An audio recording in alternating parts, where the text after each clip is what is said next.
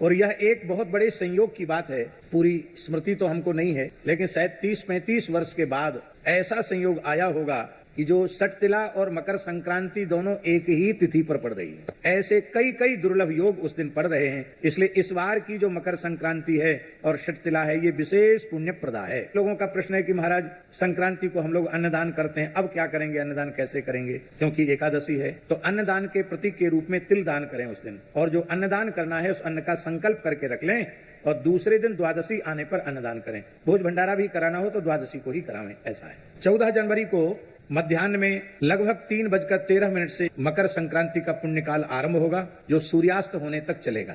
वैसे संक्रांति में भी विशेष रूप में मकर संक्रांति के अवसर पर समुद्र स्नान की बड़ी महिमा है। संभव हो तो तापी सिंधु संगम में, और उतना संभव न हो तो केवल समुद्र स्नान करना बहुत ही पुण्यप्रद है, ऐसा समझना चाहिए। षटतिला में 6 प्रकार से तिल का उपयोग किया जाता है। षटतिला पापनाशनी, षटतिला एकादशी संपूर्ण पापों का नाश करने वाली है। क्या करना चाहिए? 6 प्रकार से तिल का उपयोग, ध्यान से सुने। तिलोदवर्ती, तिल को भिजा दो और उसको फिर सिल्लोड़ी पर पीस कर, आजकल सिल्लोड़ी तो घर पे है नहीं, मिक्सी है, जो उपलब्ध है साधन उसी से पीस करके स्नान करके पवित्र होकर के फिर उसी तिल का उबटन अपने सारे शरीर में लगाना। उस उबटन के 3 भाग करना। एक भाग मस्तक से लेके वक्षस्थल तक लगाना, दूसरा भाग हाथ धो करके फिर नाभि से लेके कमर तक लगाना, तीसरा भाग पैरों पर लगाना। फिर किसी पवित्र तीर्थ में गोता लगाना। तो कैसे? तिल स्नाई, या तो लोटा में तिल डाल दो, स्नान करो, अथवा थोड़ा तिल छोड़ दो जमुना जी गंगा जी में, फिर गोता लगाओ। तिल स्नाई, तिल होता, तिल का ही हवन करना। और तिलोदकी, तिल हाथ में लेकर के पितरों का तर्पण आदि करना, तिल से ही तर्पण करना।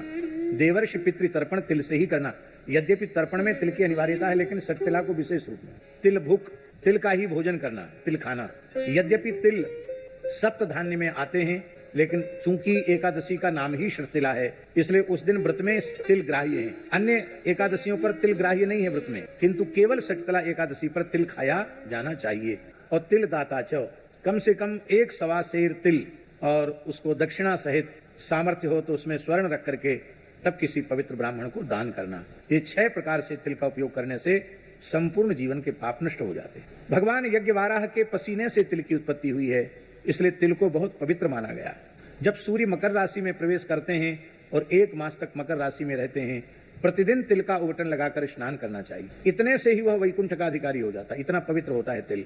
ऐसा भी पुराणों में लिखा है, कोई अत्यंत निर्धन व्यक्ति वो तिल भी न जुटा सकता हो तो क्या करे? बोले जब तक सूर्य मकर राशि में है, तिल तिल कहकर स्नान कर ले तो भी वो मुक्त हो जाएगा।